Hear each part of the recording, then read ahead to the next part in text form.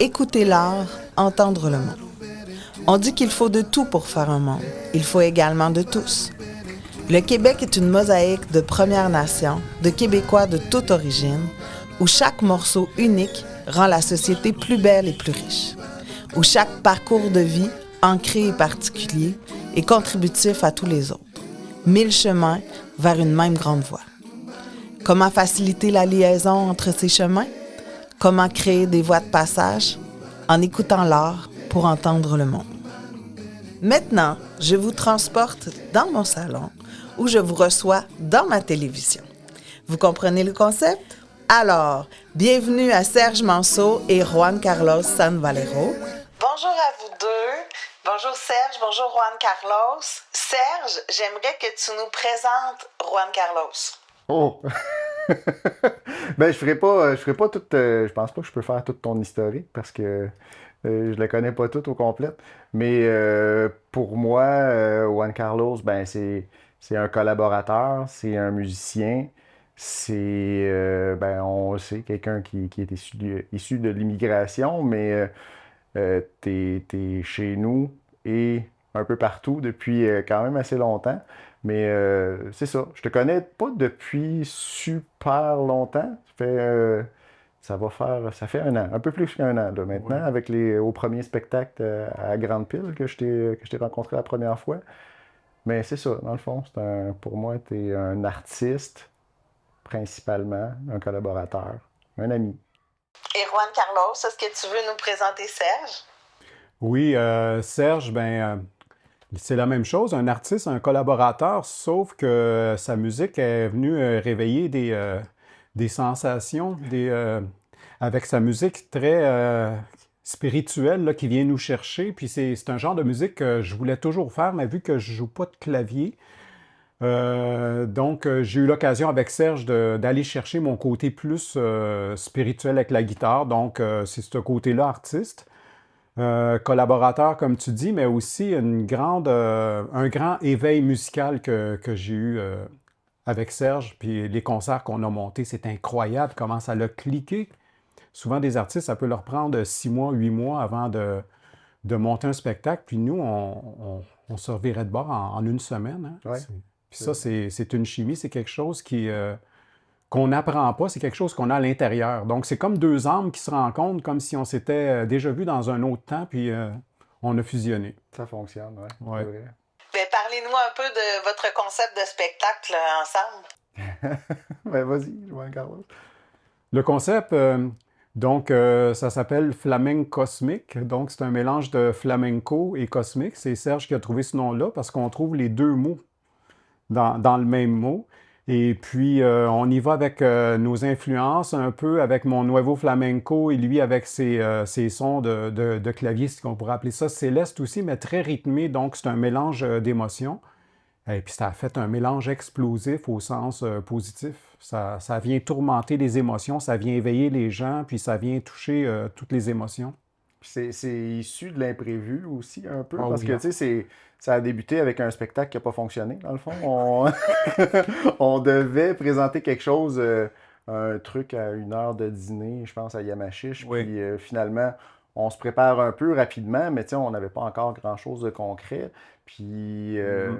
finalement, bon, ça n'a pas fonctionné, mais on est resté en communication, puis on a continué de partager des Oui. trucs, puis dire, bon, ben, hey, es-tu capable de faire quelque chose là-dessus? J'ai composé de quoi d'intéressant, puis ben, t'as jamais dit non, tu sais, c'était toujours oui. Ouais, ouais, Fait ouais. que, dans le fond, ben c'est ça. Fait qu'après ça, ben, on a monté le spectacle tranquillement, puis Oui. ça va bien jusqu'à maintenant. À chaque fois qu'on le fait, Ah non, c'est c'est une fou. bonne Je trouve ça réaction. intéressant ce que tu dis parce que on peut pas appeler ça un échec quand ça marche pas. Ouais, Ça nous propulse encore plus loin, hein. Quand ouais, quelque chose marche pas, là, c'est pas la fin, là, c'est peut-être le début d'une belle aventure, puis c'est ce que ça a fait. ouais. Donc, les échecs sont importants. C'est l'opportunité d'une nouvelle Oui, création. oui, c'est ça, Ouais, oui. ouais. Ça fait naître des opportunités. Serge, est-ce que tu peux nous dire ce que tu perçois comme apport à la recherche du Québec de la part de Juan Carlos, de sa démarche artistique et humaine? Ben, humaine, je sais que Juan Carlos est enseignant au collégial chez nous, fait que c'est tout un apport pour la société en général. Puis au niveau artistique, ben, c'est autant ses racines que son évolution font que ben, c'est pas pour rien qu'ils appellent ça du Nuevo Flamenco. C'est pas uniquement ultra traditionnel, des rythmes qui sont différents, c'est ça, c'est une évolution du flamenco, puis il nous amène ça chez nous, puis il nous permet d'en profiter. Fait. Juan Carlos, comment les artistes du Québec t'ont aidé à faciliter l'apport que tu as fait au Québec au niveau artistique? Côtoyer les artistes du Québec, pour moi, ben, mes débuts dans la musique, c'était vraiment côtoyer des artistes du Québec avec qui j'ai joué. Nous, on a commencé à jouer zéro flamenco, zéro nuevo flamenco. C'était plus de la musique alternative. C'était la vague aussi, la vague punk. C'était de la musique que j'adore toujours, la surf music. Donc, c'est avec mes amis du Québec que j'ai développé plus mon côté artistique. Et par la suite, avec mon retour en Espagne, parce que je m'ennuyais de mes racines, j'ai décidé de me replonger de me plonger carrément dans le flamenco. Donc, comme Serge disait, le Nuevo Flamenco, c'est un style de flamenco avec plusieurs influences. On peut avoir des rythmes percussions, il peut avoir des rythmes de drogue, de rock, de rock. Pas trop. Non, pas, surtout pas de drogue, mais de rock et puis toutes sortes de sons qui peuvent venir influencer. C'est pour ça qu'on n'appellera pas ça du flamenco pur. Mais c'est drôle ce que tu dis, ton passage par le punk. Puis, oui. C'est un peu le même parcours que j'ai eu de mon côté. J'ai fait, dans le temps que je jouais juste du drum, dans le fond, c'était ça que je faisais. C'était du punk, post-punk alternatif. Puis ça a rebranché ailleurs quand ben, j'habitais à Montréal. Fait que jouer du drum, c'est pas dans un condo. Oui. C'est pas idéal. Fait que c'est là que j'ai fait le branchement vers la musique électronique. Puis tu vois, toi, tu as eu le même genre de parcours, qui a branché vers ailleurs. Puis là, ben, on se retrouve encore. Exactement. Puis j'ai un ami qui m'avait carrément montré comment jouer de la musique. Là, mon ami québécois, son nom, c'est La Flèche. Je ne sais pas où il est rendu, mais je le remercie. Lui, il m'avait dessiné un manche de guitare avec des points, puis une main avec le 1, 2, 3, 4. C'est comme ça que j'ai appris. Parce que je ne lis pas la musique du tout. Puis j'ai été très content d'apprendre la musique comme ça parce que j'ai développé mon oreille à ce niveau-là pour jouer. Mais ça me surprend que tu lis pas la musique, par exemple. Oh non, c'est un casse-tête. Mon Dieu. Parce que pourtant, t'es un grand guitariste. Ben oui. Ton parcours musical est particulier, mais ton parcours migratoire aussi est particulier. Juan Carlos, est-ce que tu veux nous en parler un peu? Oui, c'est assez spécial. Nous, on était en Espagne. Et puis, par la suite, il y avait le régime de Franco, donc c'était un dictateur, donc tout le monde fuyait l'Espagne. Puis, mes parents aussi voulaient partir. On s'est retrouvés en Suisse. Et puis, en Suisse, ça n'a pas marché non plus. Puis ensuite, on s'est retrouvés au Canada. Moi, ayant la chance d'être en bas de 5 ans avec tous ces mouvements-là, ben, un enfant, ça s'adapte assez vite. Donc, j'ai été en contact avec la langue en français assez vite. Au Québec, tout ça. Mon frère, ça a été plus difficile parce que lui, il a 7 ans de plus que moi. Lui, il était adolescent, donc quand on change beaucoup d'un pays à l'autre, puis tu es un adolescent, c'est beaucoup plus difficile. Donc, il y a eu des dépressions, puis il y a eu toutes sortes de choses. Mais ce côté déracinement de partout, aujourd'hui, je l'apprécie énormément.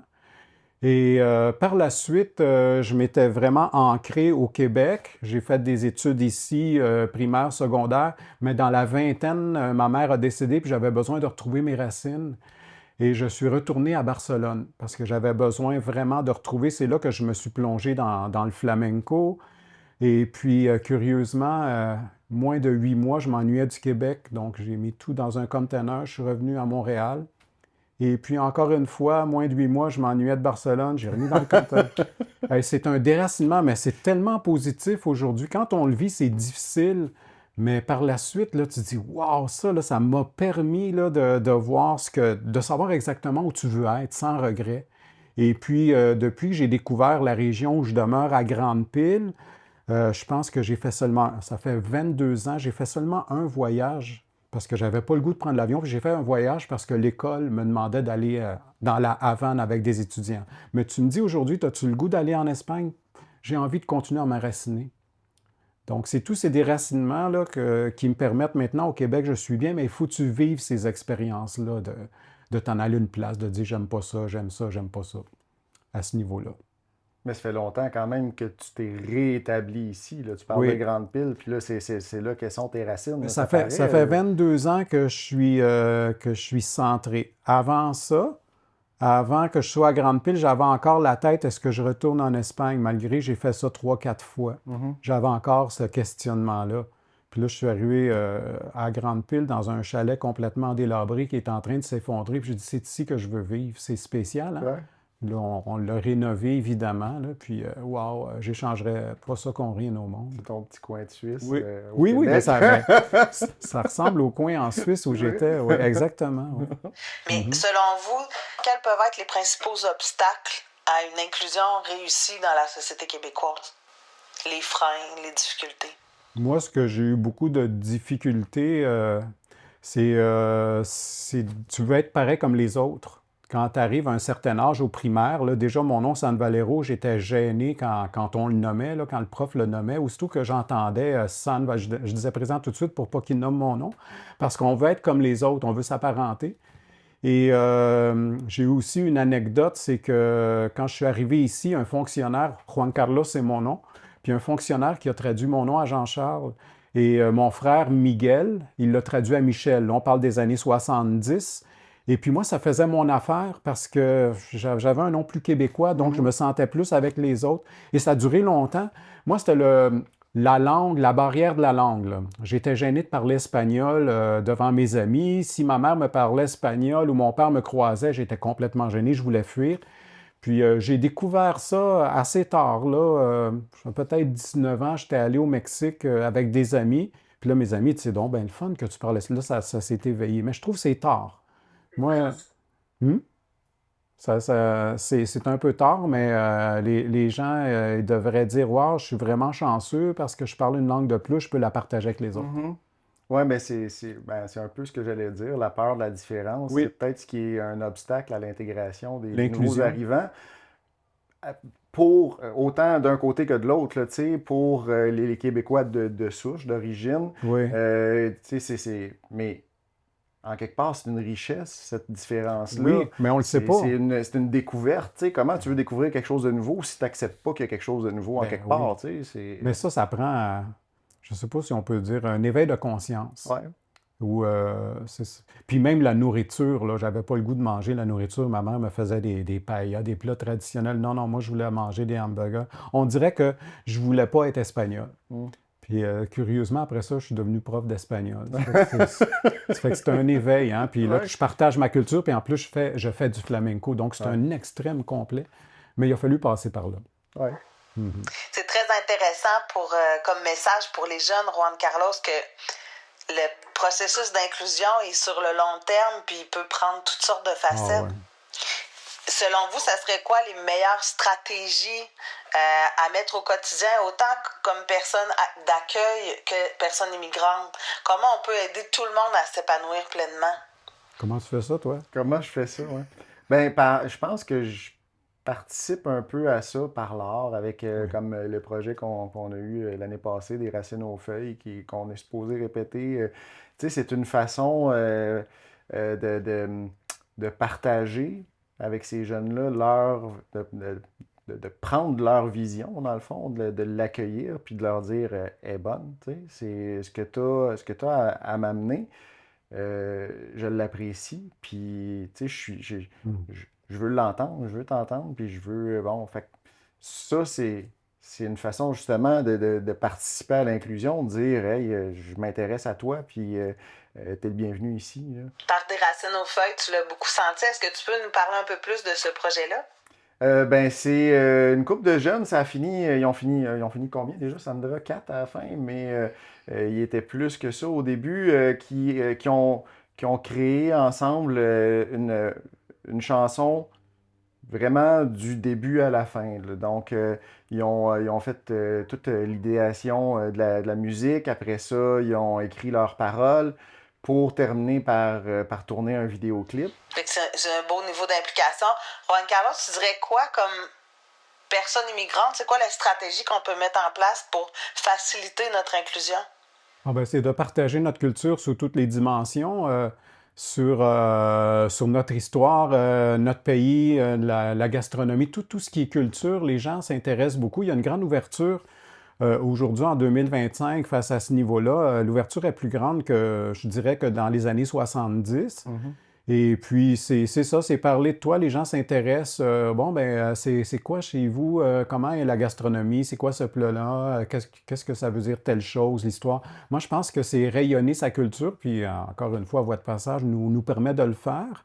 Parce que quand tous les gens, ils rayonnent tout ce qu'ils ont au niveau poésie, musique, peu importe, là, les gens, ils viennent, ils s'intéressent énormément à ce niveau-là. Donc, des canaux comme ça, comme Voix de passage, là, ça nous permet aussi de développer une confiance, de dire, wow, je suis vraiment sur la bonne voie. Voix de Puis passage. je pense de ne pas avoir peur de se poser des questions aussi entre nous, tu sais. Oui, oui. Tu sais, on est allé chez vous un moment donné avec ma blonde et les enfants, puis tu sais, c'est quoi ton histoire? Tu sais, comment Ah ça oui. s'est passé? Puis pourquoi t'es retourné? Pourquoi t'es Ah oui, oui, revenu? oui, Puis tu oui. sais, qu'est-ce qui... Ben oui. Et si je te pose pas la question, je ne le saurais pas. Oui, Puis oui, tu sais, oui. comment je peux te montrer que je m'intéresse à toi si je te pose même pas de Oui, oui. questions? Fait qu'en quelque part, c'est comme dans n'importe quelle relation, dans le fond, là. Oui, ça fait beaucoup de sujets à parler, Ouais. et puis hyper intéressant, puis ça, à l'infini en plus. Ouais. Ouais. Mhm. Puis comme tu disais, au niveau artistique. Ouais. Ouais.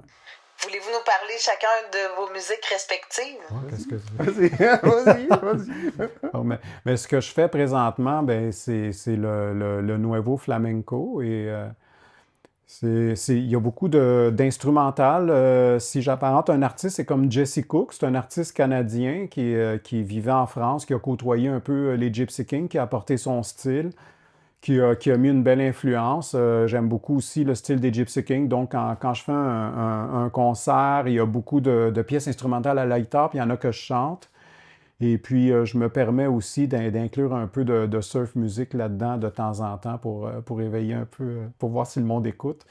Donc, mais c'est plus cette musique-là que je suis en train de développer. Donc, c'est guitare classique avec des montages que je fais sur ma tablette. Je m'accompagne avec moi-même. Avant, j'avais un groupe qui s'appelait Mano Ardiente, puis on faisait du Nuevo Flamenco. On se rend compte de temps en temps, ce qui est intéressant quand tu as un groupe, c'est que tu joues avec des musiciens. Mhm. Ça n'a pas de prix. Mais quand je joue tout seul, je dois m'accompagner avec ma tablette des pistes que je fais. Je fais mes pistes de basse, de back vocal, de guitare et de percussion. C'est pas mal le style. Puis avec des danseuses parfois, hein? Ah, ça, Ouais. ça a été un plus. Je pensais, ça m'est pas arrivé souvent de jouer avec des danseuses, mais ça apporte une couleur, une beauté, une mélodie, une sagesse quand tu vois ces danseuses flamenco, oui. Ça, c'est un plus, mais encore une fois, on a découvert ça avec Voix de passage parce que c'est les artistes qui décident de collaborer comme avec toi quand on s'est rencontrés. Donc, ce n'est que du positif qui va de l'avant, oui. Ben, c'est rajouter, je pense, des couches. Tu sais, tu rajoutes du visuel à ta musique, en C'est quelque quelque part. Tu sais, chose. puis un peu comme quand on fait des soirées où il y a de la lecture de poésie. Oui, Des fois, je fais un peu de musique d'arrière-fond oui, oui. là-dedans, puis ça fait que ça amène encore plus l'attention sur le texte, même si tu pourrais dire, ah, ça va distraire les gens, la Non, musique, non, mais du c'est tout. l'inverse, ça amène les gens vers le Ça- texte, fait que c'est Ah intéressant. oui, le Ouais. visuel et l'auditif, c'est Ouais. incroyable. Puis Serge, la complexité de tes compositions musicales, est-ce que tu veux nous entretenir un peu? La complexité, c'est pas ce qu'il y a de plus complexe, mais dans le fond, je fais de la musique électronique. J'ai commencé dans le lo-fi hip-hop, qui est un descendant les vieilles tunes de hip-hop, des débuts du hip-hop, dans le fond, mais que musical, avec beaucoup d'échantillonnage et puis des beats, mais plus relax, plus slow, le genre de musique que tu vas écouter en étudiant ou en travaillant ou des trucs comme ça. Puis, tu sais, ça évolue, hein, les styles changent, les styles évoluent. J'en fais encore un petit peu une fois de temps en temps, mais là, c'est surtout, comment je décrirais ça? À part dire que c'est de la musique électronique, tu sais, c'est basé beaucoup sur les synthétiseurs. Puis, je vais pas trop dans la complexité pour différentes raisons. La principale étant technique, la machine sur laquelle je compose ma musique je suis limité à 8 tracks de synthétiseur. Fait que je peux pas aller plus que ça s'arrête là, tu sais. Fait que si jamais je veux aller à plus complexe, ben là, je trouve des façons de contourner, il y a tout le temps moyen, mais c'est ça. Puis là, ben, encore là, ça évolue parce que dans les derniers mois, j'ai fait plus de chansons sur lesquelles, justement, c'était chanté. J'ai rajouté des paroles. J'en sors quelques-unes ces derniers temps, là, que je publie des vidéos sur YouTube pour les partager puis voir comment c'est reçu, là.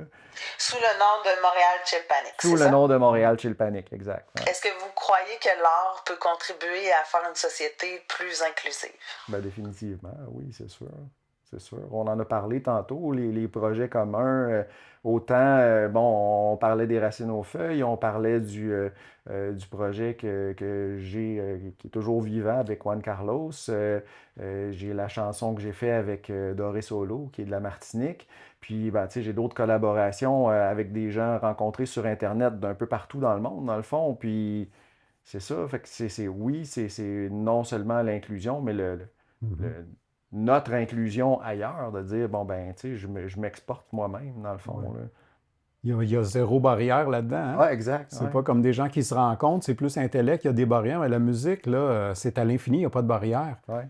Donc, c'est un moyen inclusif naturel. Ouais. Ouais. Puis, il y a des choses, tu sais, comme nos styles musicaux sont pas nécessairement. Tu sais, c'est pas quelque chose que quelqu'un va se dire, ah, ça va marcher ensemble. Puis, tu sais, même là, tu sais, même au début, la première idée qu'on avait, c'était de faire chacun nos tunes quasiment de notre bord, tu sais. Puis, finalement, on a mâché ça ensemble, puis ça peut pas aller mieux ensemble que ça. Ah non, c'était incroyable, hein, à chaque fois. Là. Ça marchait tout de suite, oui. Fait qu'en quelque part, ça fait partie de l'inclusion. Tu sais, si quelqu'un écoute que du flamenco, il va vouloir écouter tes tunes, puis ben, on fait un spectacle ensemble, il va se dire, hey, c'est intéressant ce que Montréal Chill Panic fait. Fait que, tu sais, peut-être, bon, puis ben, l'inverse aussi. Quelqu'un qui écoute que de la musique électronique va écouter une de nos tunes ensemble. Oui, on va dire, chercher. Ben, ça fonctionne, ben, je vais peut-être en écouter un peu de Nuevo Flamenco, ça m'intéresse. C'est ça. Exactement. Là, c'est le temps que tu mettes tes tunes sur Spotify. Ça crée de l'ouverture, ces collaborations-là. Juan Carlos, est-ce que tu as senti une utilisation similaire de l'art quand tu étais en Espagne? C'est drôle parce qu'en Espagne, c'était le blues, hein, parce que là tu arrives du Canada, là, ils veulent te voir jouer du rock, du blues, puis c'est incroyable. Là. Je me retrouvais dans des genres de cafés où tu avais un drum, une guitare, une basse, là, puis là, il y avait un groupe qui jouait, là, après ça, c'était un autre qui prenait la guitare, il donnait la guitare, puis là, c'était d'autres qui jammaient, puis ils aimaient beaucoup le rock et le blues. Là t'es vraiment là, quelqu'un d'important là, quand tu joues du rock. À Barcelone, ça m'avait marqué beaucoup. Puis pourtant, j'allais rechercher mon côté flamenco. Ouais. Ça fait que oui, effectivement, à l'extérieur aussi, c'est la même chose. Je pense que ça n'a aucune limite, aucune frontière. Hein? Tout ce qui est musique, tout ce qui est art, là, partout dans le monde, même dans ta planète, à toi. Là, la musique n'a aucune frontière. L'inclusion se fait automatique. Ouais. Alors, merci à Juan Carlos et merci à Serge de Montréal Chill Panic.